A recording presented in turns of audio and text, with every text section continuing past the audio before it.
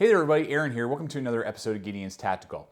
Recently we did a full field test and review earlier in the week on the Anaconda 7B from Tops Knives. And in that video, I wanted to do a full comparison of the Anaconda and the Tops Dart because they're very similar in a lot of ways. But as I was out there filming the testing of each of them side by side, I realized that that's a whole separate video in itself. And if I'd tagged that onto the Anaconda review, the review would have been like 25 minutes, and I don't like to make videos that long for you guys. So in this video, you're gonna see a lot of footage from that testing that I did out in the wilderness so that you guys can really make a wise purchasing decision when you are weighing the odds of which knife is gonna be better for the type of task that you're looking for. So in this comparison video, I really hope you guys just enjoy it, and at the end of it, I really hope that you'll be able to make a wise purchasing decision between the Tops Knives Dart and the Tops Knives Anaconda 7B. All right guys, I want to do a kind of a comparison section in this video with the Anaconda and roll in the Tops Dart. I said this earlier in the intro, and just kind of run and show you some shots of these two items doing different tasks together so I can kind of point you in the right direction, because these are very similar knives. Not only in price point, you're looking at right around 150 bucks on KnifeWorks and Amazon. I'll have a couple links in the description below for where you can purchase both of these knives, but they also are very similar in that they have recurves. The Dart has a little bit more of a recurve. They have the exact same blade length overall at 7.5 inches. You have 6.5 cutting edge on the Dart, 7 inch on the Anaconda. The Dart is 3/16 of an inch thick. The Anaconda again is a 1/4 inch, and then 5160 steel, so a little bit different steel here with the Dart, and then 1095 with the Anaconda. And then there's a weight difference as well of right around 15.5 ounces on the Dart, and then we're looking at 20 ounces with the Anaconda. So similarities and differences. So in this section of the video, I'm just going to run in some footage. We'll talk a little bit about their capabilities and their ergonomics and point you in the right direction so that you can make a wise purchasing decision between these two blades for whatever task you may want them to do. Okay guys, so let's go ahead and look through these knives and kind of show you some of the tasks that I've done with both of these knives now, having owned them, used them, and really gotten a really good feel for these blades over the long haul. So the first thing is batoning. Let's check out the batoning.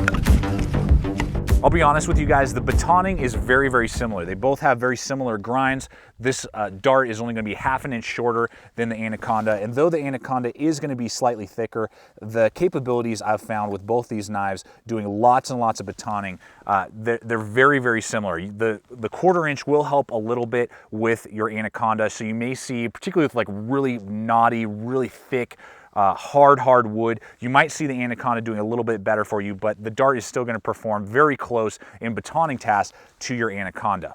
Chopping would be the next thing that you would be putting these knives through. Now, the blade design on the Dart is phenomenal for chopping. It's got that real nice recurve, really good weight, as well as that really good belly right there to be able to really connect with your wood. If you're hitting your wood right there, the blade is designed in such a way to do a fantastic job and bite in really, really well.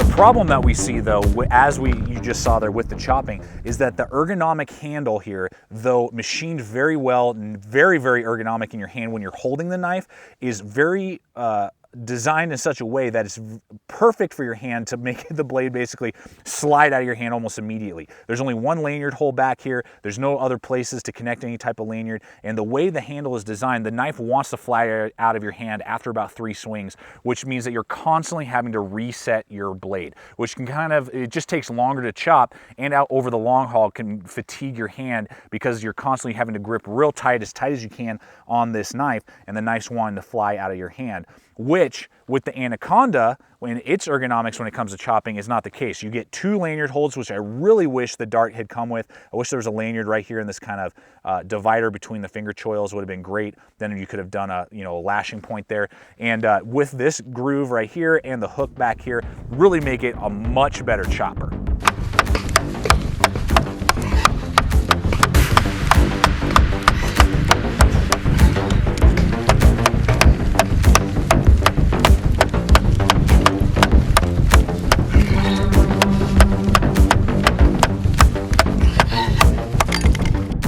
So as you guys just saw, I didn't have to reset one time. The blade never wants to fly out of my hand. I mean, I can chop for extended periods of time, 10, 15 minutes if I had to, and this Anaconda would never have to be reset and would not be fatiguing my hand, whereas again, the Dart is wanting to fly out of my hand constantly, and I'm constantly having to reset the knife. So that's definitely a downside for me. The Anaconda is gonna be a much better chopping instrument for you than the Dart. There's really no comparison. The Dart can't chop half as well as the Anaconda, mostly because of the handle ergonomics and the dual lanyard system that you can do.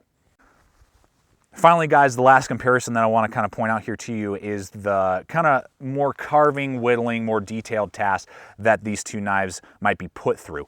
Now, the Dart, as we just saw with the chopping, may not be very ergonomic in the sense of chopping and the blade wants to fly out of your hand, but these handle scales are phenomenal. Some of the most ergonomic handles I've ever held. It fits perfectly in your hand. There is no hot spots whatsoever. Very, very well designed. And then when you choke up like this, it's very easy for you to get a really good grip on your blade and then really go to town and do your notching and feather stick making. I mean, this is so much fun to use and a very capable knife when it does come to the feather stick making and more detailed tasks.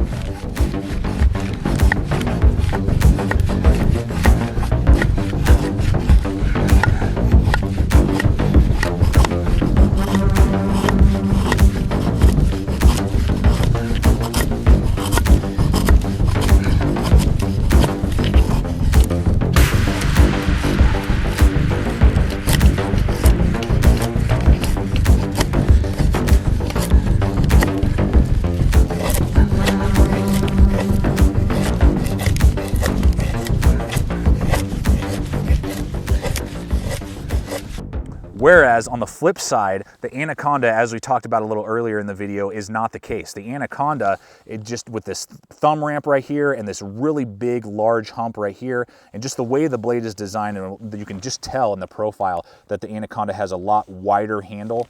It really causes a lot of cramping and fatigue in your hand really quickly when it comes to the finer detailed work. The blade angles and geometry are fine. They're going to do the same amount and give you really good shavings, but your hand is just going to get a lot more tired or fatigue a lot faster with this Anaconda than it would with this Dart. So when it comes to carving and whittling, the Dart definitely has a leg up over the Anaconda. All right, guys, as we wrap up this little comparison part of this video with these 2 blades, you've seen them in action, you've heard me talk through it. So I'm not going to tell you one is better than the other, or I would recommend one over the other. It just depends on what you're looking for with your larger fixed blade.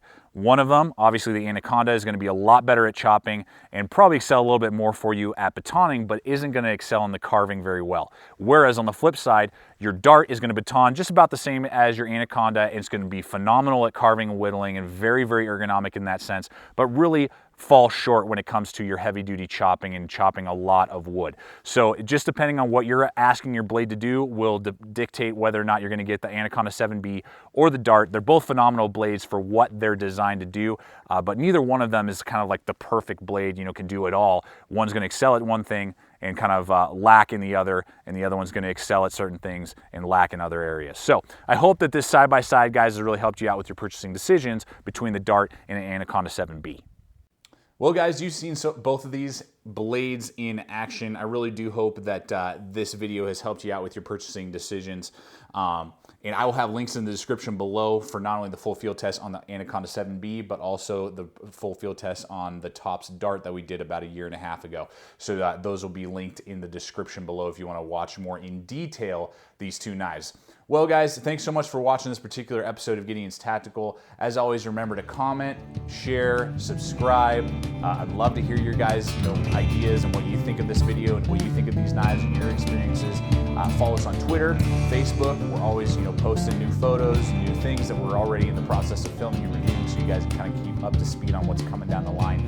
And as always, remember, everybody, stay equipped, stay prepared, and we'll see you out there.